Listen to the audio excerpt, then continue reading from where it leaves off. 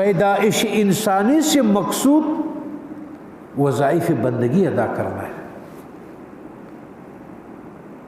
سمجھ لیے؟ پیدائش انسانی، عالم خلق کا پیدائش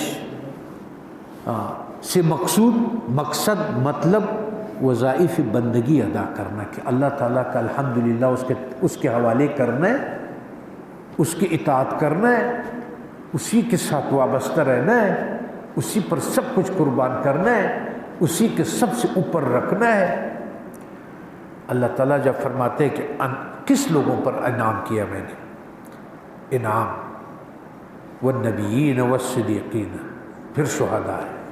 انعام والے وہ لوگ ہیں کہ جس پر نبیوں کو کیا ہوا کہ رسول اللہ صلی اللہ علیہ وسلم نے ایک مختصر سی حدیث بیان کی، کہا میری مثال تو ایسے ہے کہ جس طرح سے ایک مسافر کہیں جا رہا ہے، تھوڑی دیر کے لیے کسی درخت کے نیچے بیٹھ جاتا ہے، آرام کرتا ہے اور واپس اٹھ کر کے اپنے منزل کی طرف چل پڑتا ہے. ذرا اس کو سیٹ کرے اپنے ذہن کے ساتھ کہ صبح سے شام تک ہماری کیا پلاننگ ہوتی ہے، کیا پروگرام ہوتے ہیں اور کیا تصورات ہوتے ہیں اور اس کو ہوتا ہے. صحیح؟ پیدائش انسانی سے مقصود وظائف بندگی، جو تمہیں بندہ کہا گیا ہے، غلام کہا گیا ہے، غلام کی خدمت کی ادائیگی اس کا مقصود زندگی ہے. غلام کو خریدتے ہیں آپ اس لیے کہ یہ خدمت کا ادا کرے.